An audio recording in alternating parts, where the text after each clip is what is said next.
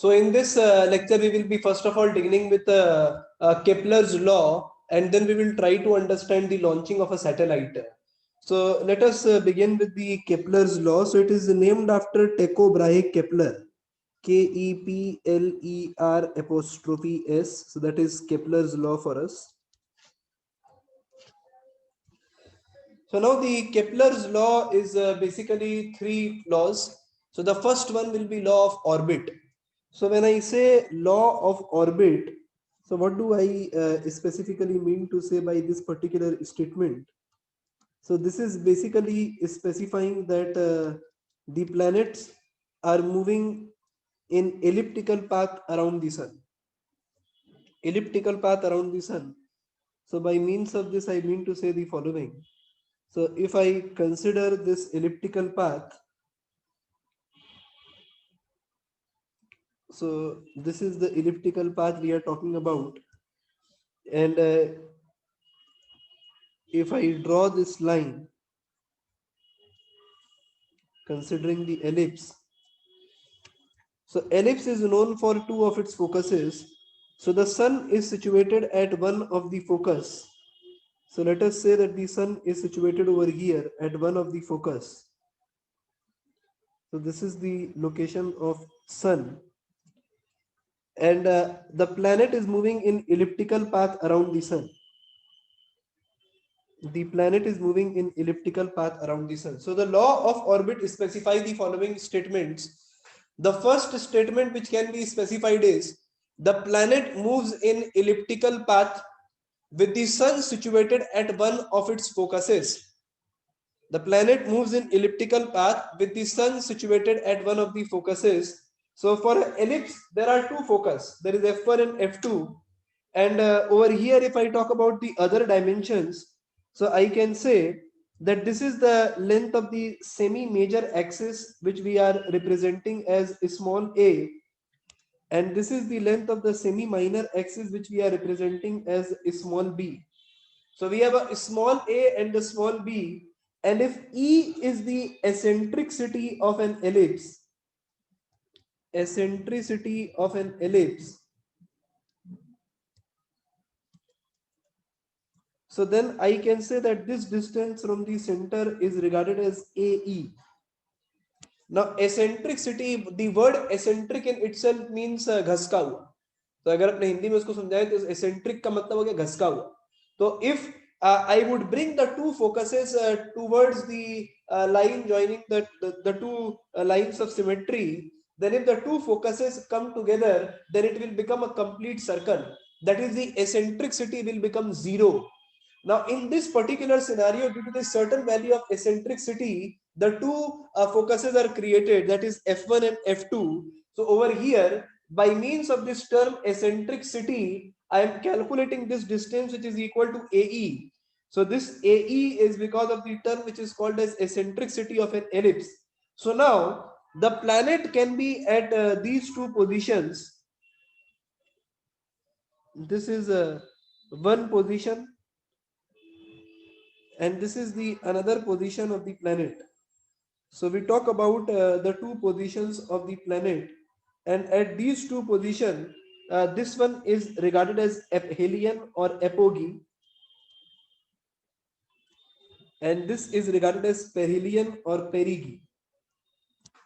So the law of orbit was specifying, the first statement was the planet moves in elliptical path around the sun.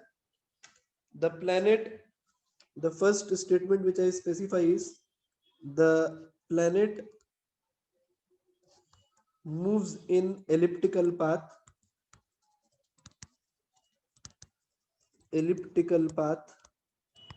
with the sun situated at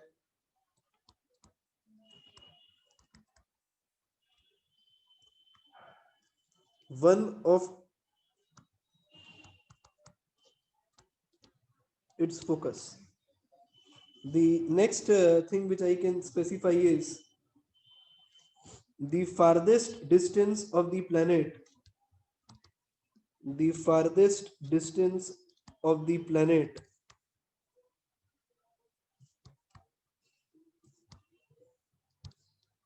from the sun So this farthest distance is this one, which is also regarded as apogee. So this can be simply written as, so over here I can say that this length is A and this is AE. So the total distance will become A plus AE. So the length of apogee is A plus AE. This can be written as equation number 1. And then I can write the nearest distance. The nearest distance of the planet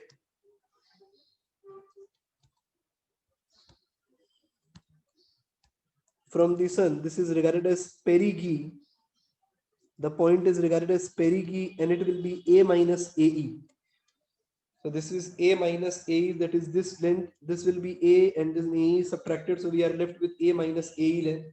So this is the first law of Kepler, where we are talking about the path of the planet. That is, the planet is moving in elliptical path around the sun, with the sun situated at one of its focus. And the farthest distance is regarded as apogee or aphelion, and the closest distance or the nearest distance is regarded as perigee, which is also regarded as perihelion. So this one is the first thing, and then we have calculated the length of perigee and apogee respectively. That is A plus AE and A minus AE respectively. The next one that we discuss is regarded as a law of area. So the second one is regarded as law of area. So we have already specified over here. We have already specified over here that the planet is moving in elliptical path in such a way that the sun is situated at one of the focuses. So if I redraw the path, so we can redraw it in the following way.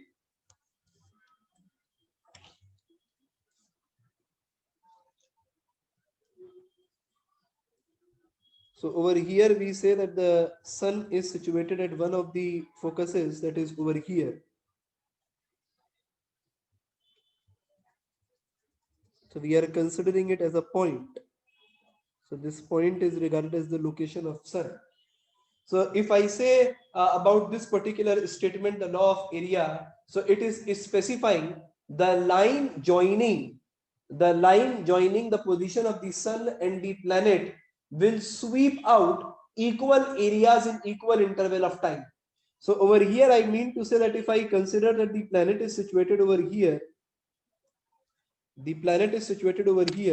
so if I draw a line joining the sun and the planet, so this is the initial position of the planet that we have, and then over here I can say that the planet moves from this particular point to this point. So the planet moves from this particular point to this point, which I specify as a point P1 to P2. So it is sweeping a certain amount of area. When I say sweeping a certain amount of area, I mean to say that this particular area. So the line joining the planet and the sun will sweep out equal areas in equal interval of time. So over here, if I say that it has swept an area equivalent to A1 in a time T1, then over here on the other side, I can consider the two positions over here. Let us take this position as Q1 and Q2. That is, the planet is moving from Q1 to Q2 in a duration of time T2. So if I join these 2 points,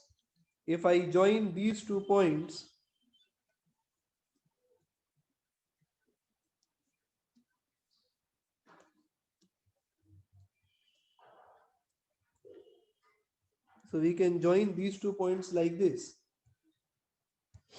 And then over here, I can say that the planet has swept this area.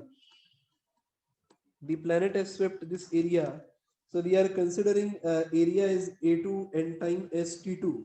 So the line joining the sun and the planet sweeps out equal areas in equal interval of time. So over here, if I write it in a geometrical term, so I can say that the area swept A1 by T1 is equal to A2 by T2. So this is in the geometrical terms that I can say that the planet is sweeping out equal areas in equal interval of time. So the line joining the sun and the planet, this line is very important. The line joining the sun and the planet, the line joining the sun and the planet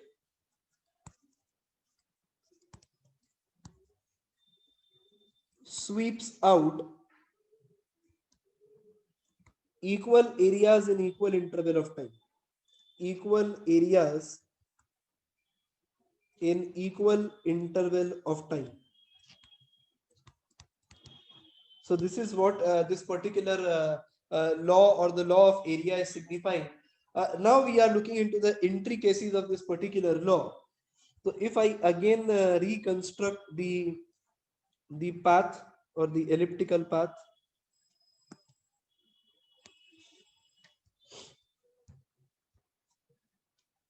if I reconstruct this elliptical path such that the sun is situated at one of its focuses. So the sun is situated at one of the focuses. And if I draw the planet which is sweeping from this particular point to another point, say here. So over here we are considering it in this particular manner, that this angle is theta and the planet swept out the angle d theta. So over here I will be considering this particular patch, and if this is equal to r, so I can say that this length is equal to r d theta. R d theta. So if I write in terms of the calculus, so I will be writing it in this way. So that is dA by dt is a constant. The planet is sweeping out equal areas in equal interval of time. Now, one very important fact which is to be understood over here is when Tycho Brahe Kepler gave these laws, there was no calculus invented at that time. He precedes Newton. The next important fact is at that point there was no such term as angular momentum discovered. The scientists in those times were talking in terms of area, the orbit, the time, and these parameters were discussed. So that is why over here, what we are doing is if I talk about this particular area, so if I consider this as a triangle, so this small area dA can be written as half base into height, that is this dA can be written as half of r square d theta, and if I talk about dA by dt, then it will become half r square d theta by dt, that is it will become r square by 2 into omega, and we are saying that this is equal to constant. So if I multiply mass on both sides and if I give 2 over there, so I can write over here that r square into omega is a constant. And if I consider the mass of the planet which is moving from this point to this point as m, if I consider the mass of the planet as m, so then I can rewrite this statement as mr square omega is equal to constant, and mr square is standing for I and then omega. That is, I can say that this is specifying that angular momentum is equal to constant. The angular momentum is equal to constant. So over here I can say this is similar to angular momentum conservation statement. Angular momentum conservation. So over here I can simply say that when the planet is moving from one point to the another, the angular momentum of the planet is conserved during its motion in the elliptical path around the sun. As I have already specified in the chapter of rotational mechanics, that the gravitational force is an example of the central force. So the two planets or the star and the sun involved in this case are applying force on each other. And if I talk about this force, this is an example of a central force. So they will not produce any net torque on each other, and as a result of which I can say that the angular momentum is conserved in these cases, which is being hinted by the law of area. So the law of area is specifying that the line joining the sun and the planet sweeps out equal areas in equal interval of time. That is, if I write geometrically, then I will write that A1 by T1 is equal to A2 by T2. But if I write in terms of calculus, then I will be writing it as that dA by dt is a constant. And then if I select a patch which is subtending an angle d theta at the sun, then we have seen that we are easily able to write it in terms of mr square omega equal to constant. That is, angular momentum conservation statement is being created. So from both the aspects, that is the torque analysis, there is no net torque exerted on each other. The entire system will produce no net torque because the force is central force in nature. That is, it will not produce any torque. So we can say that the angular momentum is conserved. And over here, from the law of area also, we are specifying or hinting at the same statement that the law that it is talking about the angular momentum conservation when the planet is moving from one point to another while moving in the elliptical path around the sun. So the line joining the sun and the planet sweeps out equal areas in equal interval of time is similar to the angular momentum conservation statement. The next one that it is talking about is the law of period or law of time period. So we have discussed the two laws. The first one was law of orbit. The second one is law of area. The third one which we are talking about is regarded as law of time period or law of periods.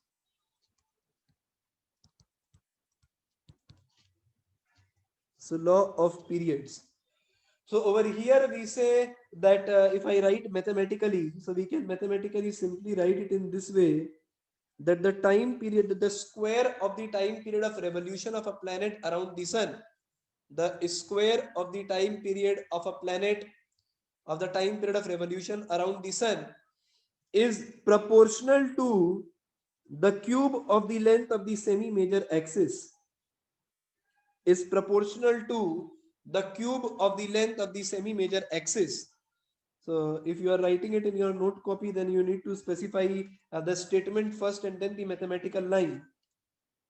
So I can rewrite this line over here. The square of the time period of a planet, the square of the time period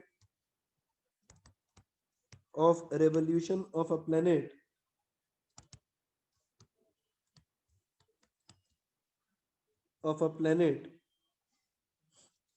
around the sun is proportional to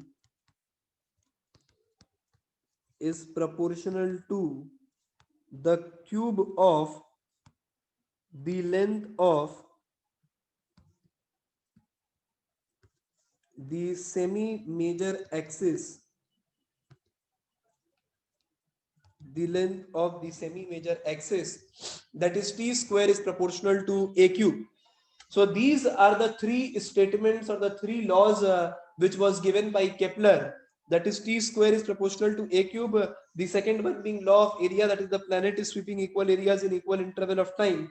And then the first one was the law of orbit, where it is specified that the planet is moving in the elliptical path around the sun, with the sun situated at one of the focuses. So if we start taking out some numericals based on these laws, so over here we are taking the first problem. So the first problem which I am taking is of this kind. So considering that the planet is moving in elliptical path around the sun with the length of semi-major axis as A and eccentricity as E,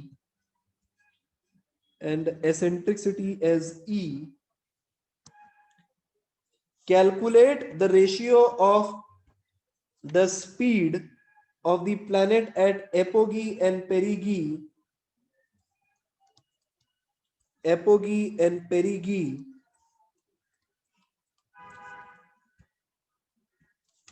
So the sun is situated over here. The length of the semi-major axis is A. So over here I can take this distance as A plus AE. and this one can be written as A minus AE. So if I talk about the angular momentum conservation, so angular momentum of the planet at apogee is equal to the angular momentum of the planet at perigee. So over here I can write it as MVA A plus AE is equal to MVP A minus AE. So if I chop out M, so we can write that velocity of the planet at apogee by perigee is equal to 1 minus E by 1 plus E respectively. So this is the simple equation which we can write. So VA by VP can be written as 1 minus E by 1 plus E. So the problem was asking, calculate the ratio of the speed of the planet at apogee and the speed of the planet at perigee. The speed of the planet at perigee. So what we have done is we have simply applied angular momentum conservation, which is the form of the second law of Kepler, that is the law of area, which specifies that the line joining the planet and the sun sweeps out equal areas in equal interval of time, which was similar to the angular momentum conservation. So we have conserved angular momentum of the planet at apogee and the angular momentum of the planet at perigee. So the distance of the sun to the line of apogee is A plus AE and A minus AE, which we have already read in this aspect. That is the law of orbit. So length of apogee and length of perigee, A plus AE and A minus AE is used. And then what we have done is we have calculated the simple ratio, that is VA by VP, which is turning out to be 1 minus E upon 1 plus E respectively. So over here I can say that at apogee, the speed will be less in comparison to the perigee. So over here I can see that the denominator part will be more. So on the LHS also the denominator part must be more. So velocity at perigee is more than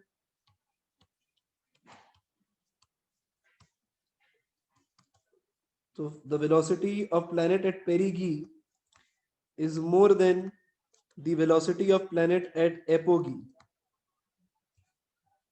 So velocity of planet at perigee is more than the velocity of the planet at apogee. So this can also be kept in mind over here, or a notable fact which must be kept in mind. Or whenever it is needed, you can again write this particular statement and then analyze where the velocity at perigee or apogee, which one will be more. So let us talk about the next problem. So the next problem which we have, the time period of Jupiter according to the Earth year. So in Earth we say 1 year. So this problem is specifying the time period of Jupiter, which I am writing as TJ, is 11.6 years. The time period of Jupiter is 11.6 years. Determine how far is Jupiter from the Sun. How far is Jupiter from the Sun? Distance of Jupiter from the Sun. This is to be determined. Given that the distance of Earth from the Sun, given that the distance of Earth from the Sun is 1.5 into 10 to the power 11 meter, is 1.5 into 10 to the power 11 meter. So I can say that the time period of Earth is 1 year. Now the problem is asking us the distance of Jupiter from the Sun. So now this is based on the third law, that is time of the law of period, where it is specified that T square is proportional to A cube. T square is proportional to A cube. So over here I can write that Tj square is equal to K times of distance of Jupiter and Sun cube, and this is will become equation number 1. Or I can write Te square is equal to K times of distance of Earth from the Sun cube. This will become equation number 2. And then if I divide, so I can write that Tj upon Te cube is equal to distance of Jupiter from the Sun, T square, sorry, this one will be square, upon DES cube. So over here, I can say that the distance of Jupiter from the sun can be written as, so time period of Jupiter is 11.6 square, for Earth it is 1, into distance of Earth, that is 1.5 into 10 to the power 11 cube.